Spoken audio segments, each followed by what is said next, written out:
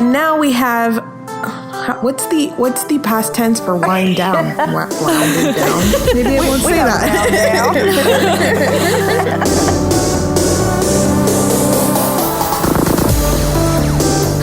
And welcome to another episode of SnarkSquad Pod, the media podcast where sometimes we get so angry we can't form coherent sentences. My name is Marines. I am Nicole Sweeney. And we know that like every episode we say it's a super special and exciting episode, but this time for real because we have the honor today of having two guests with us. Hi. I'm Sari. I've been on the podcast before. I work for Complexly, mostly doing SciShow stuff, and also on the comic Monstrous. And I'm Sam, aka Democracy Diva. I have also been on the podcast before, and you can find me on Twitter or blogging fashion-y things at democracydiva.com. We invited Sari and Sam to join us here today because we are covering 3 seasons of a TV show. We'll be talking about Crazy Ex-Girlfriend, a CW show that premiered in 2015. And usually this is the part where I hand it off to somebody else to do a recap, but by virtue of having binged this show very recently, it's landed to me. So I'm going to do my best to recap 3 seasons of a TV show.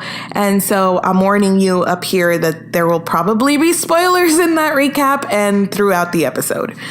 So the show is about a girl named Rebecca Bunch, and when we start the series, she is a successful lawyer in New York, but she is not entirely happy with her life. She gets made partner at the very beginning of the show, but that decision kind of brings up this whole idea that she's not happy. And she happens to come across an old boyfriend, like summer camp teenage boyfriend, in New York, and he mentions that he's actually moving back to his hometown of West Covina, California. And that sets off a decision in Rebecca and a chain of events in which she decides that she's going to move to West Covina, California also. And she is trying to convince herself for a while that is not moving for Josh. But we as the audience and other characters kind of see that he is a catalyst for the reason that she's there. And he becomes very quickly kind of an obsession for her while she's there. So he has a girlfriend, but she relocates her life. She gets a new job in West Covina at a new firm that's kind of more of a mom and pop kind of shop deal instead of like the big firm that she was working at in Manhattan. So we see her trying to form and almost force sometimes this relationship with that ex-boyfriend, Josh Chan, but also she meets people at her firm. So she has her friendship with her coworker Paula, her boss Daryl. There comes in like another leg of this triangle, at least for the first season, in Josh's friend Greg, and she meets a new neighbor Heather, who also becomes her best friend. And that whole relationship kind of stops and starts through seasons 1 and 2 until the point where they become engaged in season 2. And so we watch that quickly progress as well, with the same kind of reckless abandon that we know Rebecca can kind of get into. But at the end of season 2, Josh leaves Rebecca at the altar, which then sends her into a new kind of spiral of wanting to get revenge. During this time, there is Nathaniel comes in, and he's a new character who buys out her firm. I totally missed that Greg leaves. Greg leaves. Her other love interest leaves because he's going back to college, and we get revealed that he's going through his own issues as well. He's an alcoholic. He's trying to get sober, and he leaves to go to college. So it's just Josh for a while. She gets engaged. She breaks that off. Then another new love interest comes in the form of Nathaniel, who buys the majority of shares at the firm that Rebecca is now working at, and they start like a will they, won't they, back and forth kind of thing after the breakup of her engagement. But at this time also, because of everything that happened with Josh, Rebecca kind of, she has to reckon with her own mental health in a way, because she tries to take her own life. And that really sets her on the path of finding a new diagnosis. She finds out that she has borderline personality disorder, and she's trying to figure out how to live with that and have relationships with that and kind of reckon with everything that she's done throughout the course of these 3 seasons. And I think that's the majority of it. I don't know. Yeah. I mean, there's a lot. I know. I'm really amazed that you did that without quoting line for line any of the theme songs. I know. That's all I would have done. Yes, exactly. My summary would have been quoting the theme song season by season. I did my best. So I think this show got on our radar or on our list of media to cover because Nicole was a fan. And I think you always knew that you wanted to cover the show on the podcast. It is definitely something that I always wanted to cover on the podcast, in part because it feels like, I don't know, it feels so made for us in a way, because the show is itself so meta. Like it is commentary on a lot of storytelling. And so in that regard, it seemed just very much right up our alley. Also, I just love it and I want everyone ever to watch it. And so like putting things on the podcast is a way to be like, here, watch this thing, which we've kind of gotten away from this, but that was like at the very beginning stages of this podcast. One of our initial ideas was that this would be a way that we were going to have each other consume media. I don't know that that's really still an accurate description of what we're doing, but it was part of our kind of original idea. And so with that in mind, I was like, yes, this Crazy Ex-Girlfriend, we're 100% doing an episode about it eventually.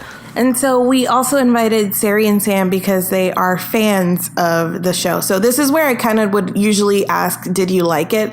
But by virtue of all being here, I feel like I know that you guys like it. I was the only one who was coming to this show kind of brand new. I had never seen any episodes, but I'm curious about where along the line you guys got into it, if you've been keeping up real time or if it was like a binge thing for either of you. I think I first experienced this show maybe like sometime during the break in season 1. I feel like there was a season 1 part 1 and then a season 1 part 2.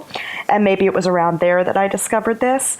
I knew the title Crazy Ex-Girlfriend and was like, I'm not watching that fucking show. And everyone was like, no, that's the joke. You should watch it. Like that's the point of the title is that it is, kind of an ironic wink at that. And so I think one of my friends convinced me to try it out because she was like, it's very you. It's a musical and a satire and a parody and it's feminist and weird. And I was like, well, I'm all of those things. So, so like, how about that? So yeah, I think I discovered it sometime mid-season 1, and it's one of the few shows that I like continue to watch week by week as it comes out. Like, can't go more than a couple days without letting that new episode exist in the ether, because inevitably I will be spoiled by something because I follow Rachel Bloom on Twitter. So that's pretty much my initial relationship with the show. I came into it pretty late comparatively. I had known that it existed because Rachel Bloom came and performed at my college because they, like, a floor of a dorm really liked her, so they invited her to do a whole thing, and I had known of her as a YouTube person. And so I knew the show existed, but it was just not on my radar at all until I talked about it with Nicole. As what happens when you're friends with someone who also enjoys consuming a lot of media, you hear about their favorite things. And so Nicole would keep talking about Crazy Ex-Girlfriend, and like the new season was coming out. And I think I started watching when season 3 was already underway. Like maybe 6 or 7 episodes had already come out. And pretty much at that point, I binged the first 2 seasons and then caught up.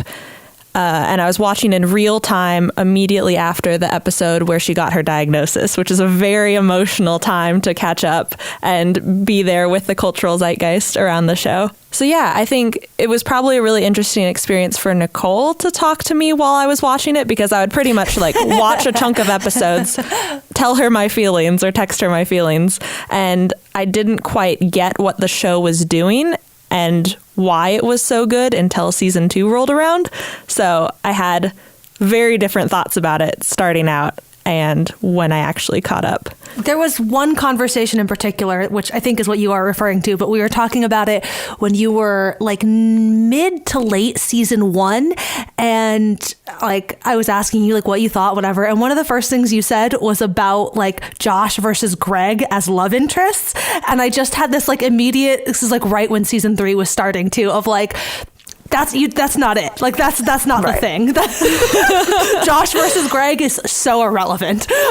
Totally not the point. Not where we're going with this. But it's weird because like I think that is very much where the show takes you in the beginning, and like I feel like you have to get through the whole first season to properly understand what the show is doing. It's clear right from the beginning that the show is like winking and nodding at a lot of things for sure, but I think it could be easily mistaken for like Jane the Virgin, also CW show. I think the two shows usually air back to back, and like Jane the Virgin is often poking fun at telenovelas in certain ways, but it's a telenovela. Like it is also explicitly like it's a satire. It's the most loving of satires. Like it's not really it toes that line, kind of weaves back and forth between like, yes, here's something that's silly, but like also we like deeply love this genre.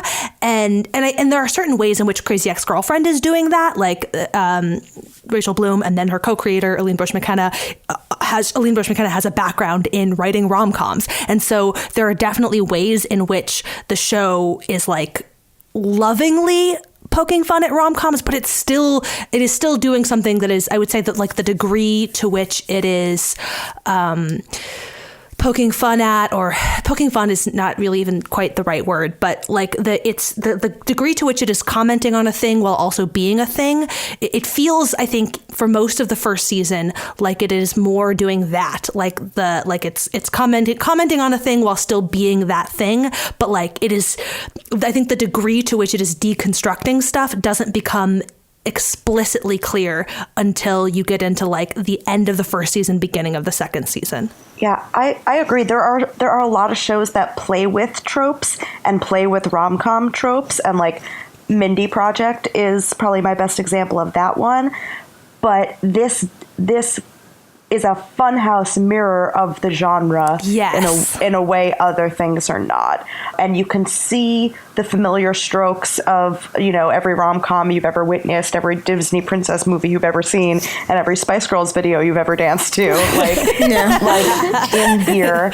But it is filtered through this sometimes nightmarish, funhouse mirror lens is the best way I can explain it. And that's the hook of the show to me, is not just how, incredibly good so many aspects of it are, which I think there are many, but the way it flips that genre on its head, not just playing with stereotypes or archetypes the way other shows might, but like completely, turning them inside out is what kind of bonds me to the show. I had a similar moment because I knew that Nicole wanted to watch this for the podcast, and it was something that was not on my radar. I knew it was a show, and I had seen the opening number, West Covina. I don't know why or how, and I had heard reference to the song I Have Friends, I Definitely Have Friends, like through like the random other, I think even parodies of those parodies on YouTube, but that was like the extent of my knowledge. And so I got introduced to the show in a very super backwards way because in the SnarkSquad Discord, people are fond of just leaving videos from this show with like no context. Yes, we are fond of that. And so I had seen like leading up to this, like a bunch of videos with no context. And then I flew to Portland to meet Nicole and a bunch of her friends, including Sari, and we saw Crazy Ex-Girlfriend live, the show. So I had a bunch of these pieces, and then watching it, I was starting to put it all together. So during a card ride while we were in Portland, I basically asked you, Nicole, the same thing, like, okay, but Josh or Greg? And you gave me the same, like, no, you are missing, like, no. You even had to give me a spoiler. You're like, Greg leaves. And I was like, oh. That's how much that dynamic does not matter. I know. Greg straight up walks off the show. Yeah, I was like, oh, wait, like, I what? But I think the thing that makes it so amazing is that the show is really taking you through Rebecca's story. And at the beginning of her story, she really does think that it's about Josh and then about Josh or Greg. So you as the audience, you get kind of pulled along in that same current as well, very effectively. And I think we get to a place where we realize that Josh and Greg and Nathaniel and all of them are irrelevant, but it takes Rebecca a little longer to get there and to really see what it is that's going on in her life. So I loved that the show brought us there, where where we really thought, okay, this is a story about her two love interests or whatnot, before we were like, oh, wait, and we saw like the larger story of Rebecca's mental health and her happiness and her other friendships building. But to me, that's just like one of the effective things that it's doing in the storytelling. Yeah, and I think it speaks to the fact that both of us came to that same conclusion halfway through season 1, Mari, is like we've both watched a lot of TV and read a lot of books and seen a lot of these stories, but this show immersed us so much into Rebecca's world that you couldn't predict that it was going anywhere else in the first season. It was just laying the foundation for all the experimentation and all the deconstruction that it was going to do in the future ones. And to do that, it had to get you on board with Rebecca, as uncomfortable and kind of extreme that perspective is. So uncomfortable. Okay, I want to talk about this because I'm curious what everyone's experiences were. I, as a general rule, struggle a lot with any sort of media that gives me secondhand embarrassment. Like, that is usually that's a deal breaker for me. And I have a friend for whom that was a deal breaker on this show. Like, she just could not get past all of the secondhand embarrassment with Rebecca, and totally relatable, because it took me the first few episodes where I was like, I don't know, but I was just so enamored with all of the musical bits that I was like, whatever. I started the show between seasons 1 and 2. So I was watching season 1 on Netflix. So it was much easier to, you just plow through it and keep going. And so that also helped get over the initial hurdle. And then you come to love all these characters enough that you sort of get past it. But I'm curious how everyone else felt about Rebecca and the secondhand embarrassment. It was rough for me. It was really, really rough in a way that was never a deal breaker. I knew that I always was going to finish, mostly because I had to talk about it on this podcast. But it was never a thing where I was like, I wish I could quit this, because everything else was this show is so thoughtful, and it's so different from anything that's out on TV, that the prevailing feeling for me was warm and fuzzies about the idea that we get to watch this show, that it exists. So I was very in awe of this show for the most part, but there were certainly times that I had to pause. And in preparing for this, I realized that I never watched season 1, episode 3, because I stopped it at one point because I can't my way out of it. And I never came back. So that's where I was. I was pausing frequently and just kind of noping my way out when it was really physically uncomfortable for me to watch. And I think part of it is probably because of the things that I saw of myself reflected in the show, where it was very oh, and then the other part was no, Rebecca, don't do that. It was every second of the episode, sometime you're just please don't do that. Rebecca, stop. Yes, please. And so it took me forever to watch season 1, knowing that I had this hard deadline, but it wasn't even on purpose. I was trying to really get there, to the point where I left myself 26 episodes to watch yesterday. So I had to basically binge seasons 2 and 3 because I was out of time. But it very much, I wanted to watch it at a slower pace, and I ended up having to watch it just because of that secondhand embarrassment. I love the secondhand embarrassment.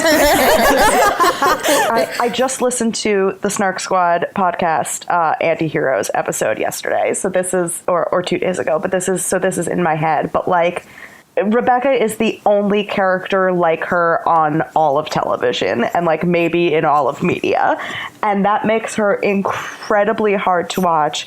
But Mari said, it's because it's a reflection of what you hate about yourself, and what I hate about myself. Sorry, not putting that on anybody else. That is purely me. No, I mean, but same. Same. Yes, also same. But for me to watch a big city Jewish female lawyer with mental health issues who loves musical theater and doesn't have her head quite on straight, I was oh, hello me, how are you doing today on the television program? And so what I see in Rebecca is all of my best and worst qualities stretched out to 10,000, like their normal level.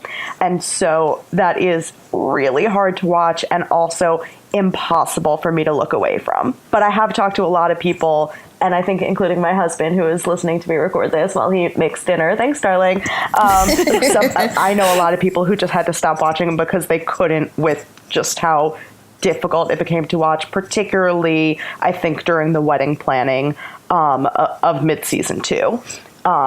And I think that for me was some of the most difficult to watch, was Rebecca absolutely slamming on the gas for moving this wedding up and just manipulating everything to make it happen. So that was difficult to watch, but yeah, definitely in a delicious way for me. I definitely fall in Mari's camp a little bit more, where I think as soon as Rebecca started interacting with Valencia, that is when I just cringed internally and receded into myself a little bit while watching the episodes. And I don't want to be repetitive, but definitely for the same reasons, where it's I have experiences with mental illness, and this is if you took all the bad decisions that I could have made and then actually went forward with them instead of internalizing them and squashing those bad ideas. And so there are a lot of moments, I think, when I was watching the show and I was like, Rebecca, you're not going to do this. This is not the thing that you're going to actually do. And then she sleeps with Greg's dad. And I'm like, no, Sweeney. You didn't. That moment. I'm really glad you brought up that scene, because I was just trying to think of a top 5 favorite songs from the show, which is an impossible thing for me to do. And I read lists about them all the time, and I'm like, no, you're wrong. But I don't know. That's a whole cottage industry for me. But end of the movie, which is the song after she sleeps with her ex-boyfriend's dad, and features Josh Groban telling her never sleep with your ex-boyfriend's dad, is maybe the hardest I've ever laughed ever in my life. And that, I think, ties in so well to what I know we talked about somewhat on the Discord chat about how good this show is at follow-through and consequences. Whereas every other TV show on Earth will just let its protagonist do terrible things, or just things that real life people can't get away with, and never hold them accountable for any of that, and never remember that the other characters on the show also have lived experiences that would be impacted by the decisions of our protagonist. And this show holds Rebecca responsible for every single crazy. I almost stopped saying it, and then I was like, no, that's the word you wanted to say for a reason. For everything she does, whether that's spending all her money in a ridiculous way, where all TV characters do that and they never go broke, but Rebecca does. Playing along with some random stranger who, to make people think he's your boyfriend, oh, it turns out he's actually been stalking you. And he is actually... the only way that some random guy who shows up out of the blue would go along with this bullshit scheme is if there's something real fucked up with him, too. Right. And so, holding everybody to that, holding Rebecca accountable for stuff she does to Paula and stuff she does, and who she sleeps with, and all these things. Everybody coming back in the end to be like, hey, remember when you really fucked that thing up? Is so gratifying, that I think that is what carries me through the discomfort, is that even if it was really hard at first, I now trust the show enough to know that just because they're not talking about it this episode doesn't mean we're not going to see that random shopkeeper a year and a half later still impacted by whatever Rebecca may or may not have done to him. And I love that about this show. It's such a small, absurd little use of a callback, but having her one night stand pop up for a single line in We Tapped That Ass. Yes. It's just oh my God. It wasn't until second watch or rewatch of all of these that I understood how many callbacks there are and how many minor characters. One of the, now at the end of season 3, she's been in group therapy after her diagnosis. One of the guys in group therapy is that guy from the water plant who was a schizophrenic, who who was her witness in court, like at the end of season 1, for the Let's All Go to Raging Waters song. And like, I didn't even realize that was the same guy the first watch through. So like that kind of thing I love. Two things. Okay, I hate to do this, but there are like two things. I really wanted to mention the end of the movie in terms of this conversation as well, because as funny as that was, and as soon as I saw Josh Groban, like I was dying. It was great, but it also is such a like strong thesis statement of this story. And I think the reason that it is so difficult to watch Rebecca do things, and where, you know, whether you struggle with like the same mental illness or similar ones, or you can see yourself reflected in her, there's things in her behavior that I think just seem very like human. And, you know, and the thing that got me about that song was that I may not have done things to the extreme that Rebecca did, but also life is not a narrative. It's not a story. And had my life been constructed in a 4-season arc or whatever, like my life would probably look pretty fucked up too. It's like what I kept thinking, like if my decisions were kind of displayed that way. And so the fact that the show kind of called that out and was like, yeah, you know, this is not the way that life really is, I think really impacted me and helped me probably see Rebecca in a different light. So that was one thing I wanted to mention. And the other was just all of these callbacks. The continuity porn in this show is amazing. Yes. And I think that from the moment where there were like 3 things that when they happened, I was just like, one is when she throws away her pills and she does it. And I'm thinking, no, Rebecca. And then a few episodes later, she's like, where are my pills? And it calls back to that moment. And you start really realizing the extent of how Rebecca's mental health plays into this story. I thought that was amazing.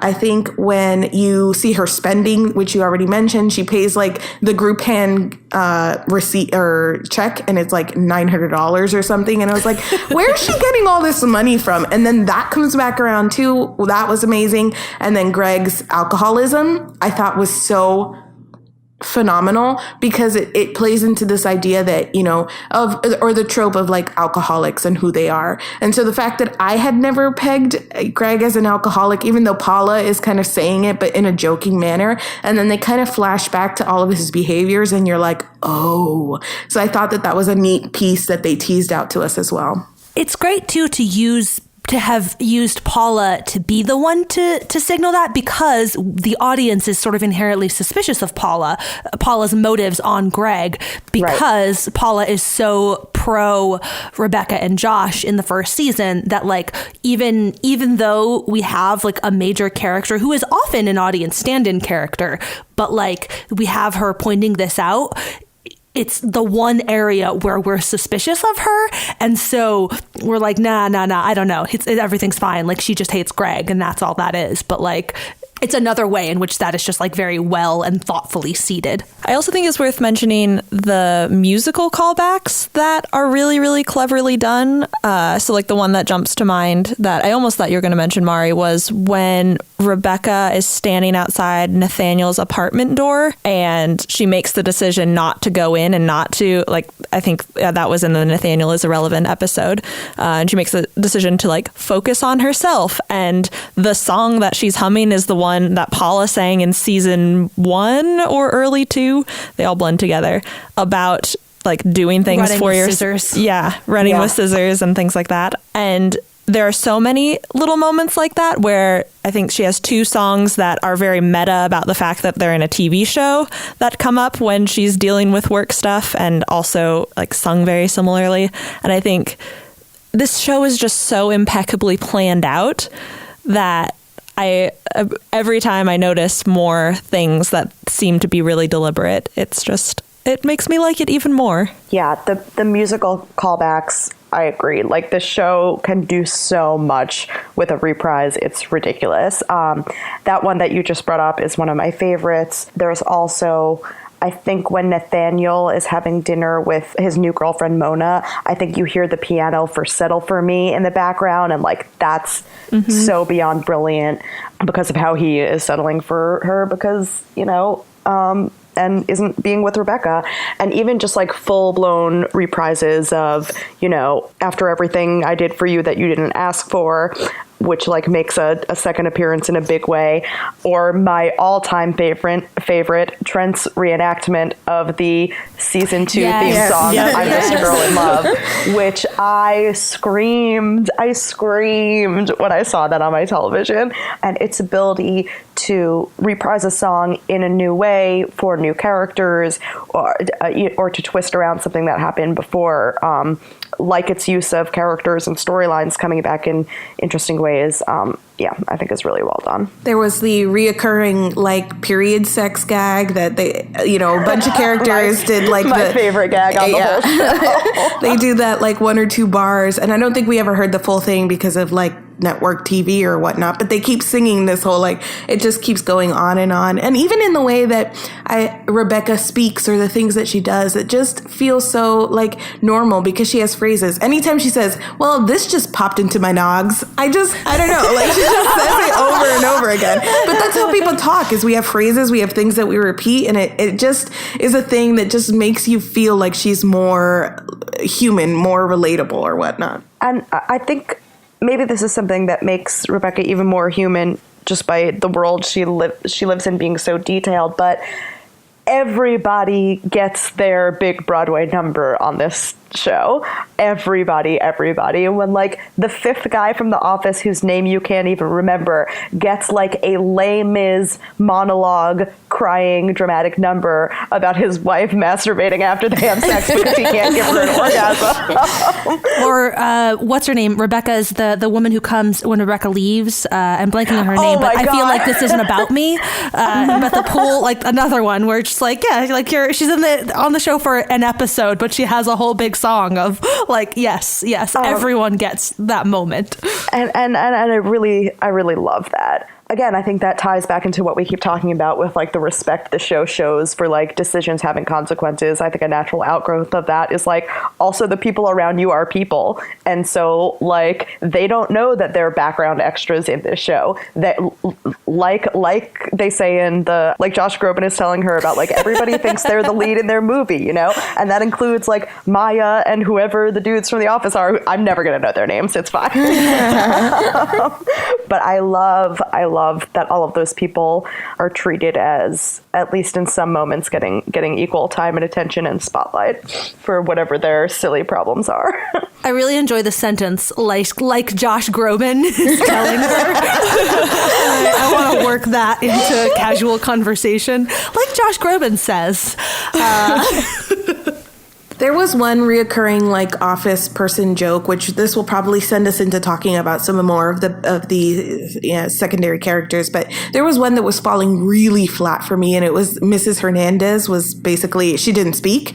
And I was like, really? Like the Latina, you're going to just have her like mute and in the background? So when they have that reveal that she's probably been speaking this whole time and Rebecca's just so self-involved she hasn't been paying attention, I was like clapping. I was like on the floor, like, yes, like that's so amazing. You redeemed that entire thing for me. And just that idea too, that people are people and they're living all of these like full lives around Rebecca's story, and how respectful and wonderful the show was about showing us pieces of that as well. Yeah, and like, of course, Mrs. Hernandez is going home and doing parkour. Why wouldn't she? We touched a little earlier on Paula, and I want to circle back around with her because the most recent conversation that Nicole and I had were my struggles with Paula, and I think this was end of season 1, or I was texting you beginning of season 2, where she was really pushing Rebecca and Josh after Rebecca was trying to make a more healthy choice, and I was very much struggling with Paula's role in that. And I think she goes kind of up and down across the 3 seasons in her role in Rebecca's life and kind of how she's portrayed. But also the actress whose name I'm blanking on, Donna Lynn Champlin. Donna Lynn Champlin is phenomenal. I think she's probably the best singer like that they have in the entire cast, and all of her solo numbers are wonderful. So I love her, but I'm very confused about Paula as a character. I think that on the whole, the show is very thoughtful with the way that it uses all of the characters around Rebecca. And I think that even when they're a little fast and loose with the other characters, they do a good job of navigating through and around that by kind of suggesting that what we're seeing is really Rebecca's perspective on them. And so like you can usually kind of forgive ways in which characters get a little fuzzy or inconsistent.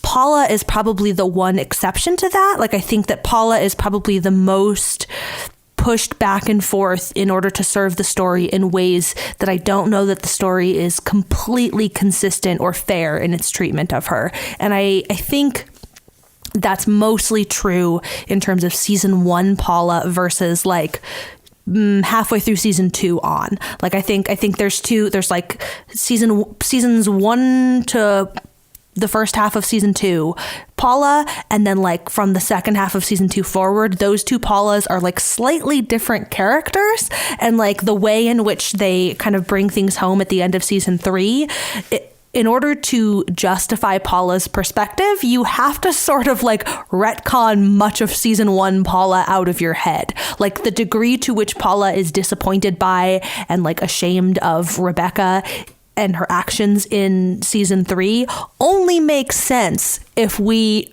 ignore that this is the same woman who was putting trackers on people and like I don't know, a myriad of other things. I don't know. I agree with that assessment that like Paula is a character.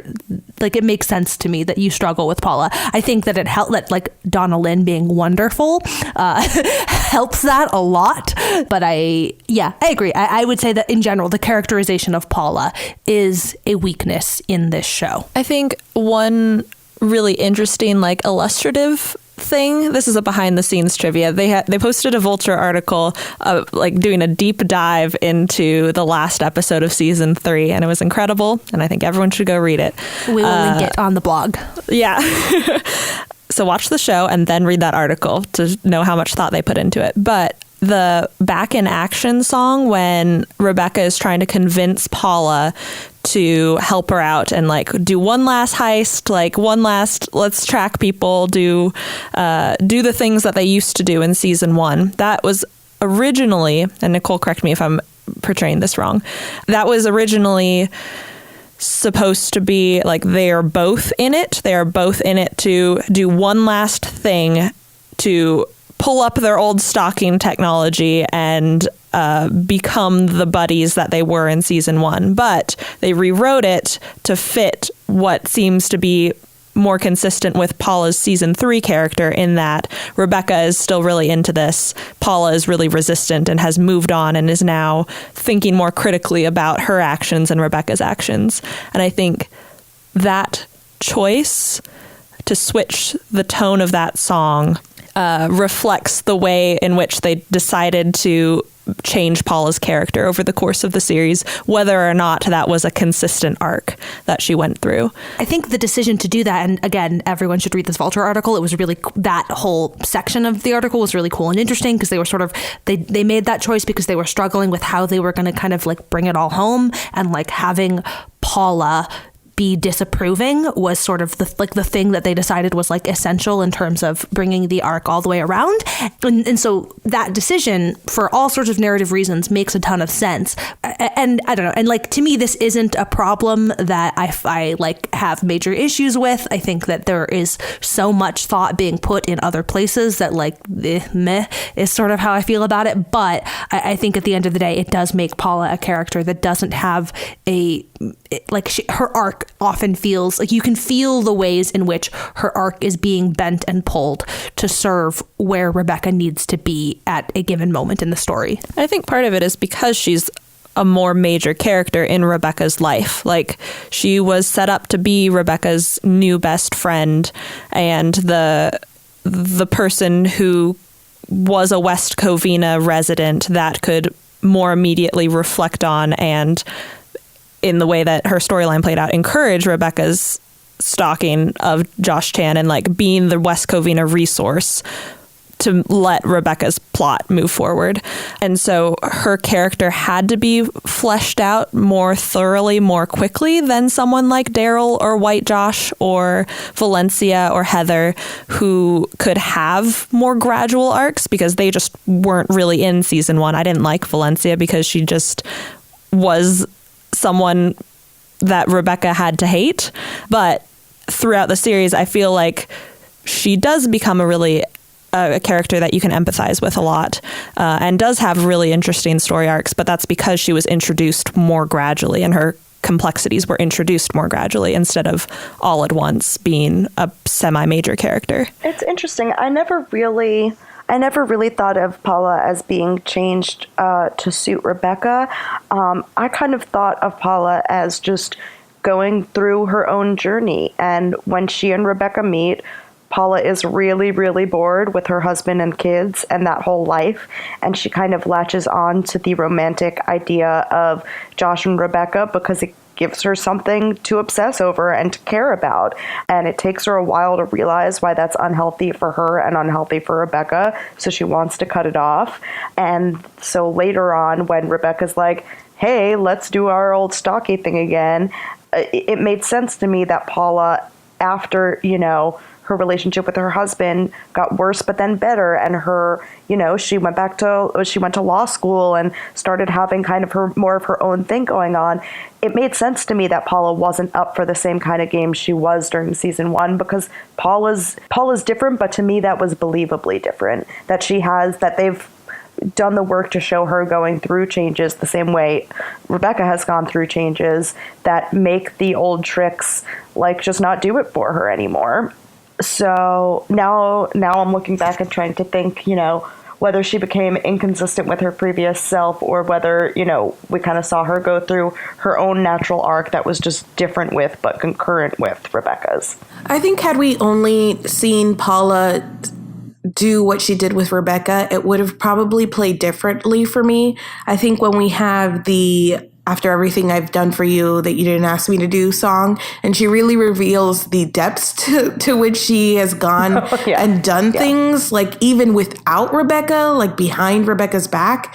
And just, she really committed to the bit there. And I think that gave me probably a different understanding of Paula and who she was versus what she was doing for and with Rebecca.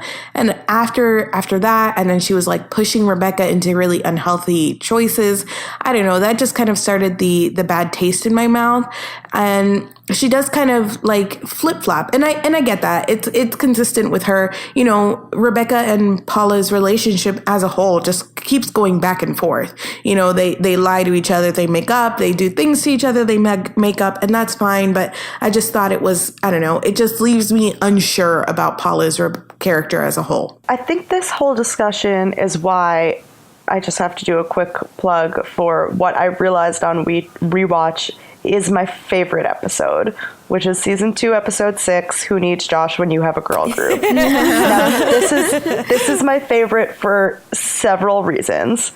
Trent, it has the return of Trent. Nothing about that isn't unbelievable and horrible and great. It has the Spice Girls parody Friendtopia. It has Karen selling sex toys. It has Daryl and Maya dancing hip hop. It has Rebecca listing off all the sisters in Fiddler on the Roof. And most importantly, the thesis of the episode is the most important relationship on this show is between Rebecca and Paula, and not Rebecca and any man. Maybe Rebecca's relationship with herself is more important than that, but what this episode's thesis is that truly, who needs Josh? Because the whole heartbreaking, up and down, back and forth romance on this show that is real and true is Rebecca and Paula's. And so that's why I love that we can have a debate over what Paula did and when, and how much further she went than kind of she needed to or Rebecca wanted her to, that we all find this so much more interesting to talk about than whatever fucking Josh was doing. Nobody gives a shit because the foundational relationship of this show is Rebecca and Paula. And the show hiding that beneath layers of Team Josh versus Team Greg versus Team Nathaniel, which nobody is, the only team anyone is on is Team White Josh and Daryl. Yes. So real OTP. And the truest OTP that ever OTP'd. But I love that episode, I thought, went to the greatest lengths to say that, and Yeah. Are there any of the other side characters that are your favorites or that maybe didn't hit for you? I know we just mentioned Daryl and White Josh, which is what made me think of it, but who are some of your additional faves? This is less a commentary on the show than on Crazy Ex-Girlfriend Live, which you mentioned before that we saw, but I just real quick have to give Scott Michael Foster props for being the most committed. Everyone was very committed, but Scott Michael Foster, there were a number of moments where somebody would come out and do their song, but then the rest of the cast would be in the back doing something. I'm thinking Getting By was one, the whole cast. So Daryl, that's a Daryl song, but then the rest of the cast is in the background playing blown up air instruments or whatever. And everybody was into it, but Scott Michael Foster on his fake saxophone was so extra, and it was beautiful and wonderful. And he's great on the show. He's also great on the show, but he was a true highlight. Him and David Hull standing in for all the Valencia songs. Also, those two. Wait, David Hull who plays White Josh, correct? Yes, David Hull who plays White Josh. That's phenomenal. So they did both Friendtopia and Let's Generalize About Men, which neither Bella Lavelle nor Donna Lynn were at the Portland show. I'm so mad I haven't seen that. Look it up on YouTube. It's there. There are videos of this and from other things, because Bella Lavelle in particular is usually not at a lot of their live stuff. So there are definitely YouTube clips of him standing in for her. But then also he did both Paula and Heather for Let's Generalize About Men, which also is so good, so great. What an embarrassment of riches. I know. To watch all of that. Yeah, so now you have this gift waiting for you. Yeah, I really do. That embarrassment of riches just reminds me that there are even third tier characters here who get their moment. And when Naomi Bunch, Rebecca's mother, anytime she's on the screen, and then she has that number, Where's the Bathroom, I think it's called.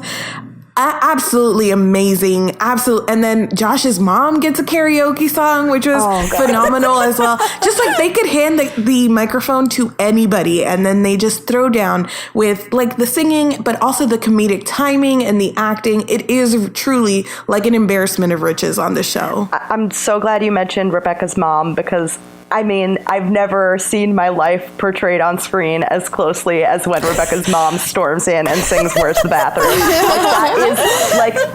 I swear my mom is not as evil as she is, but that kind of manic energy just sweeping into your house and taking over. God, I hope my mother doesn't listen to this. Is so painfully real to me. Everything about it. If you take out the true evilness and the body shaming, that is my mom. And so between that and when they go to Scarsdale to Rebecca's cousin's bar mitzvah, and Patti LuPone plays the rabbi, and they do Remember That We Suffered, which is a song about how no Jewish party is complete unless you also talk about the Holocaust, which is such a specific thing that is so goddamn real to my existence that it's unbelievable. It's just of course we have to talk about this when everyone's having a good time. That's how you know we're having a good time. It's not the Holocaust. We sing in a minor key. Oh God, that was, and the klezmer music that they use for it. So all of that is just unbelievable. Just unbelievable to me. I would like to give another side character plug to Dr. Akopian. Oh my God. Yes. Who I think can give Donna Lynn Champlin a run for her money as best vocalist on the show. But when she gets her Dream Girls-esque song in season 1 or 2, the Dream Ghost number, and then season 3 she gets an almost note for note remake of Maybe This Time from Cabaret, about maybe this time Rebecca will finally fucking care about therapy and be actually trying to better herself. And just as soon as that started up and I heard the intro notes, I knew what they were doing with it, and I was living for it in every way possible. Dr. Akopian, I stand for Bunchin' of Copes, the buddy comedy on CBS. I'm here for all of that. You just made me realize that my season 4 wish list is, and there's totally a logical way you can arrive at this, but is a Dr. Akopi and Paula duet. That's what I want. Give it to my me, God. please. Oh, they can do like a Take Me or Leave Me-esque number. Ooh. Yeah, yes. You're welcome, universe. I'll put that out there. I will tweet Rachel Bloom immediately after. I was just going to say, we will at her with this link and just let her know. I was also going to mention Dr. Akopi, and so I'm glad that you did. I want to give an honorable mention to like all of Josh's family, because I think his name's Renee, whoever plays Father Bra. Yeah. He is a writer on the show too, and was like, we're going to make this family as Filipino as possible. And as someone who has like a Malaysian Chinese family, not the same, but also still South Asian, it was so refreshing to see Rebecca try and fit in at that Thanksgiving or at the wedding when like Lea Salonga was just there for fun. And like they just really leaned into Filipino culture and not making fun of it, but really like, this is Josh's family and it's really important to him. And Rebecca's trying to fit in and be respectful, but also making missteps and trying to be the white girl at this event. And also just Heather, and especially her song, The Moment Is Me. I think I cried laughing at that, because that is summed up all my feelings after school. It was like, I've been a student for my entire life. What am I going to do now? And it was just such a good musical theater parody of like the excitement of the world ahead of you, but instead you're just a little bit dead inside. And so good for characterization of Heather. Like it was so fucking Heather to have like that she would have this big musical number that was also like, do I really have to? Like, yes. It's brilliant. It's like it reminds me of Once More with Feeling, the Buffy musical episode. Like there's a part at the end where like even Spike starts singing, and he's making this look on his face like, oh my God, do I really have to sing too? Like, oh, this is so lame. And so that I got that same feeling when Heather did her like emotional ingenue ballad that was like just like mired in 10 layers of sarcasm. It was great. Mm-hmm. This sort of ties into the other thing I wanted to mention, but like, and we brought this up with the Remember That We Suffered and like the sort of the musical stylings, but like something that I think just must be discussed. I don't know if there's anything more to say than yes, good, but the way in which all of the sort of genre choices that they made for all of the songs, always so fucking lovely and great, and like just like really cool and interesting, the way in which the various genre choices played into character development moments. And I love it's like a really, really small example, but like a weird a moment of like weird bending, but that how love the one about being a bride, the like super the new metal one song. Yes. Yeah. So good to be a bride, like that, like it's like such like a like weird but like also fucking perfect, like yes. Like how else could you sum up the weirdness of like, you know, American wedding culture? Like there it is, that's it. And just that kind of stuff, the way in which they used not just like songs and lyrics and whatever, but like the genre choices themselves to make all of this commentary on like society or the characters or whatever a song was meant to do at a given moment in time. It was just so fucking brilliant. Right. The show doesn't just give you Paula doing an ABBA number. It has Paula doing an ABBA number called First Penis I Saw, surrounded by fruits and vegetables. And it, I mean, I could watch it every day and be glad, because it's the best. But it's so the songwriting is so sharp that like you can hear ABBA in that. You can hear Spice Girls in Friendtopia. You can hear like you can see like the Beyonce videos in the Hey Sexy Stranger song, and just you can hear like every Barbara ballad ever in "You Stupid Bitch," Yes. like another personal fave. But the Relatable way, content. Yes. I mean that's an all-time wonderful one. But every song's ability to speak like so deeply to whatever genre it's parodying is like.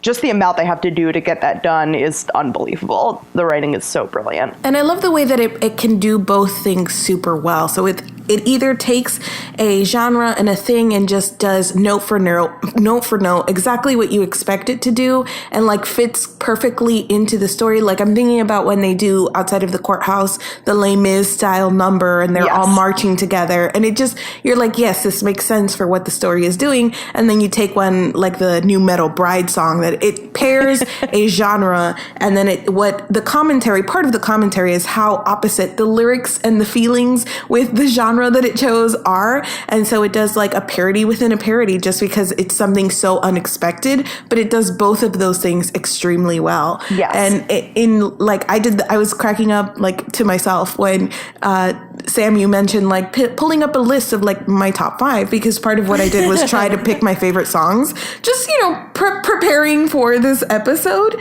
And some of them are the ones that I could listen to over and over in my car every day, but some of them are just the ones that worked perfectly within the episode. And that, even if it's not something I would listen to outside of the context of the show, it's just something that worked so well at that moment that I was either crying or laughing, and just, we came back to this, but the thoughtfulness of the writing and the use of the music in this show. And I would do, as another example of like the song doing the opposite of what you expect it to do, or like being paired with something kind of opposite of what you expect, is Josh's mom doing "I Give Good Parent," like the thrift shop Macklemore video looking like hip hop number for Mrs. Chan is phenomenal. Mm-hmm. I was gonna bring up "Without Love You Can Save the World," which just my heart soared when it happened, because it's so close to Hairspray,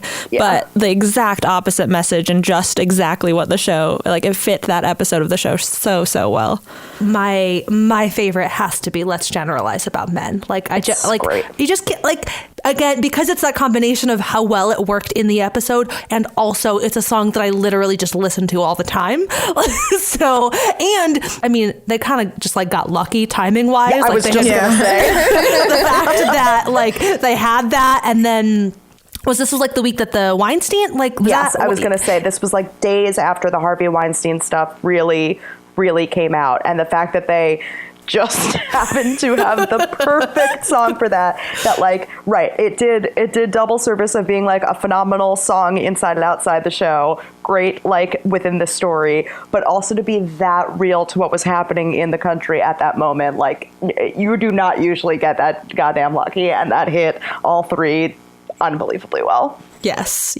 I think "You Stupid Bitch" is probably on the top of my list of like best songs, favorite songs ever.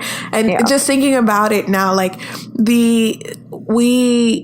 there's a lot that is the music and the lyrics as well, but a lot of the sets, sometimes they're working with like a penny budget, and I understand that. And there's even like self-referential jokes. Like there was the one about, I think it started season 3, episode 1, the big number that they do there, they talk about eating up their budget on that one song. And so this is a super simple set. It's all black, and she's in her ball gown and singing, but behind her is a chandelier made of shards, and it's in the episode where she broke the window, which is what set her off on the song. So all of the like shards of the broken window are the chandelier in back of her, and just noticing those little things. And when she's singing and she's like, "Sing it with me, I deserve this," like like all of those moments. And that song is probably like top 5 for me. "Let's Generalize About Men" and "The Math of Love Triangles," I think, is up there for me as well. for a like again like shot for shot Marilyn Monroe remake, and the little sexy baby voice that she does is like the scariest, most horrific thing in the world. That is also amazing. I'm gonna hate listening to this back when I get to that part, boy. But I love that one as well. And yeah, I think I mentioned I did the same thing. I like listed 5 or 6 songs just to like make sure I brought up. I think I've actually mentioned all of them with the important exception of the Sexy Getting Ready song. Yes. Which like, if you don't listen to that every time you're doing your makeup, like you're not doing it right. While we're talking about specific songs, want to really quickly mention the sort of Greg's last 2 songs. I don't like miss Greg's presence on the show. I do miss Santino Fontana. Like, he's just so great. Sure. But like, as a like the way of sending him off, both It Was a Shit Show, like It Was a Shit Show is so perfect, because like, so I when I got to that point, like Googled, I was like, wait, is this like for real? Like, is he actually leaving? Because I was like, again, still in that mode of like not quite getting what exactly the show was doing. And I was like, no, you can't get rid of Greg. He's Endgame. But like, Endgame, you stupid bitch. But like, obviously, like the whole way in which he was written out, like obviously he was written out for like separate, real world contracty reasons. The way in which they wrote him out, everything about it was like so perfect and so like, yup, like this is clearly like he's gone, like he's making the correct choice for his life and will never be coming back. And like, It Was a Shit Show, and then like her like dream song, We Tap That Ass, like both of those 2 things were just like such great uses of again, their incredibly deep bench of talent, and like the way in which they fit into the story, the way in which they served the characters, just so good. So good. We Tap That Ass is a really great example of something that could have gone horribly wrong. And I think a lot of these songs are ones where you're like, this is funny, and it almost just works. Like, it could have gone so badly, especially with a lot of like the potty humor and things like that, where you're like, oh, you guys, I don't know how they do it, but it's one of those things where because it's Rebecca imagining this, and like it's that like self-hatred that she's portraying, and in the wake of both of these 2 relationships kind of disintegrating, she's now even feeling guilty or badly about all of the sex they had all around the house. So the way that they use the songs is just so smart, and it impresses me even more, because I'm always like, ooh, that almost didn't work, but it did. I'm always impressed by what kind of filth they can get past the censors on the CW, because there is a very apparent chest joke in that song about where they should finish, and they're dancing on a chest of drawers, and the fact that CW let them get away with that, and the line, "Let me choke on your cocksureness." Yeah. Innuendo. I don't know how they got away with that. We keep almost winding down, but like I keep thinking of things I want to mention, but we're talking about these like innuendos and things. And I want to mention 2 things about Rebecca's character that I really enjoyed that they kept in there. And I think it balances her out a lot. And one is that she obviously has a very like healthy sexual drive, and they never shy away from that at all. And they talk a lot about like I just mentioned like poop jokes and stuff, but they talk a lot about like bodily functions, and especially female ones, that I feel like nobody on TV ever mentions. And it's just so like refreshing for them to talk about like period cramps and like things like that. And it's just so normal for them to drop that. And the other thing is that even though she's never really at work, she's very good at her job.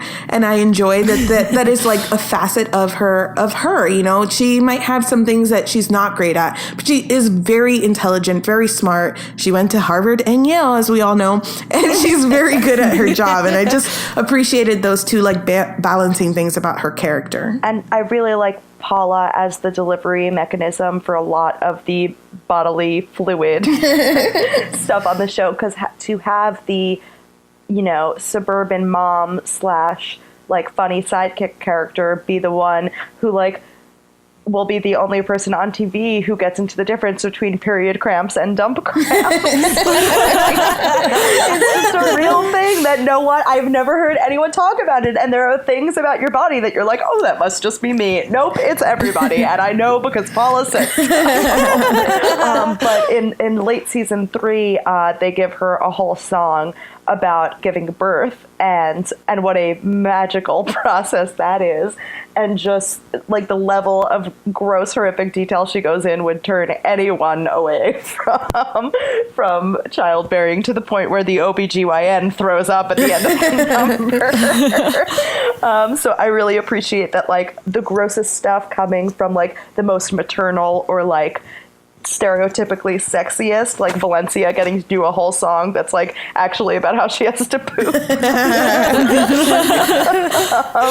because she's trying to create a movement or whatever. I didn't know that I was as into disgusting jokes like that until I watched the show, because it does them in such clever ways that I like can't even be mad about it. I think also, not to continue the conversation beyond it winding down, but your point, Mari, made me think of why I love A Diagnosis so much, because one, it addresses the fact that, like, yeah, Rebecca is really sexually active and empowered in that way, and she, like, it's not a problem. I remember that, like, the line in the song is, yes, I like penises, but who doesn't? And I'm just like, yeah, that's it. You're addressing it head on. The fact that is a part of her character, but it's not something that's pathologized, which is something that I feel like could be handled poorly in a show that was not this one. And it just makes me appreciate how carefully they're handling the discussion of Rebecca's mental illness in this, where, like, they don't let her use it as an excuse for the bad behavior. It's like something that she is actively working on, and there are so many discussions within the show about how she is working to not hurt other people and not make bad decisions, and how some of those things may stem from mental illness, but you can't just blame it on it or live your life without consequences because of that.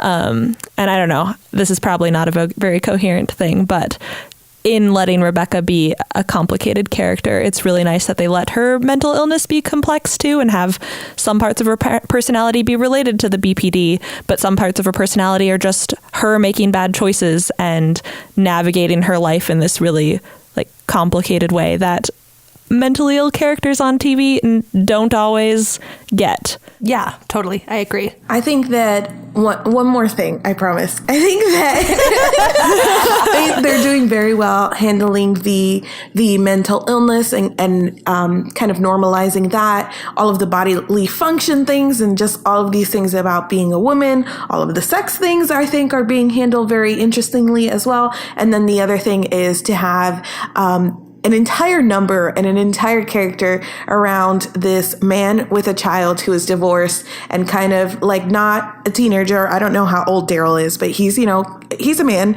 and have a whole like coming out as bisexual thing as well. And I think that that's his relationship with White Josh and that whole thing. And he wanted to have a kid, but White Josh didn't. But the story being respectful enough to White Josh to not like push that on him, and they break up. I just think that whole story is being told well as well. And I think we didn't mention Getting By as like one of the best songs, but I think it absolutely is. And the way it just like takes down all of these like bisexual like stereotypes in the single song was just amazing. Yes. Yes. The idea of giving a coming out song to an older character was just so incredibly meaningful and good, and I loved it. And yeah, I agree. I think it is a testament to how thoughtful this show is across the board. The ways in which Daryl's entire story and Daryl and White Josh's entire story was so thoughtfully told, and just good. And on top of that, having Valencia's story change, like Valencia is not like canonically said that she's bi, but she's definitely not straight, and she's been in a relationship with both Josh and I don't remember the girl who is wedding planning Beth, with her, I think, or event planning, Beth. Yeah, but having that kind of diversity and representation where it's like, here you have multiple non-straight characters in your show. And of course, Daryl will have his song, like his rock ballad about being bi, while Valencia is just like figuring it out on her own. She doesn't need a coming out song because she's like, her personal arc is different, and that the show makes space for both of those things is just so good and so heartwarming. Yeah, I agree completely. And on that note, we have finished for real this time. Thank you to Sari and Sam for joining us this week. Thank you all for listening. If you enjoyed it, we would truly appreciate if you could rate and review us on iTunes. You can also come and share your thoughts about this episode or about Crazy Ex-Girlfriend on SnarkSquad.com, or you can find us on Twitter at Snark_squad. You can find me at My Name is Marines. I am at Sweeney Says. I am at C.E. Riley. And I am at Democracy Diva. Thank you to Stefan Chin for the fancy theme music that is playing us out right now. And we will be back with another episode next week. Bye. Bye. Bye, guys. Bye.